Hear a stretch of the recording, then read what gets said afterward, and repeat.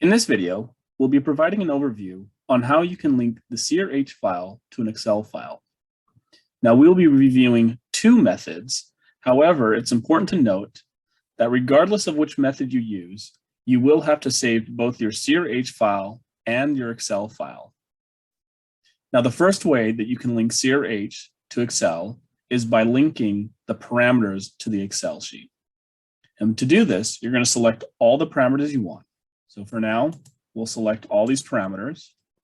We're going to copy those parameters.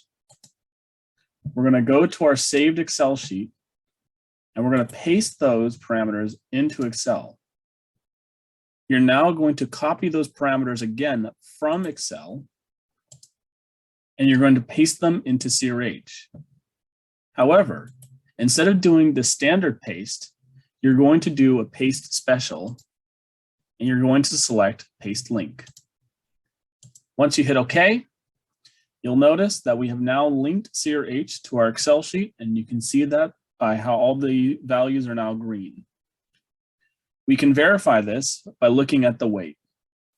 Currently, our weight is 3 pounds, 3.5 pounds, and 4 pounds. If we go to the Excel sheet, we can adjust the weight to say 1,000 across the board. And when we go into SEER-H, you'll notice that the weight is now 1,000 pounds. The second way to link SEER-H to Excel is you can link the SEER-H output to an Excel sheet.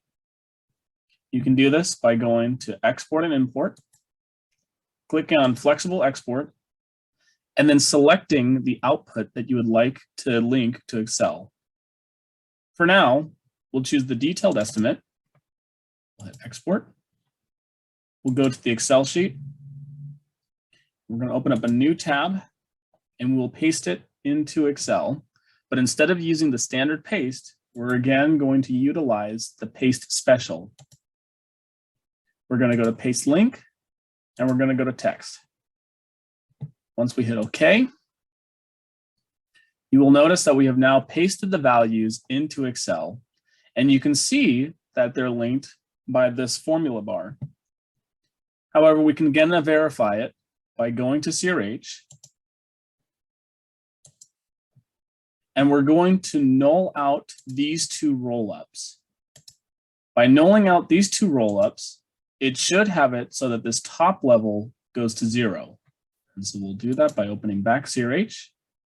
We're going to go to work element, and we're going to hit exclude element.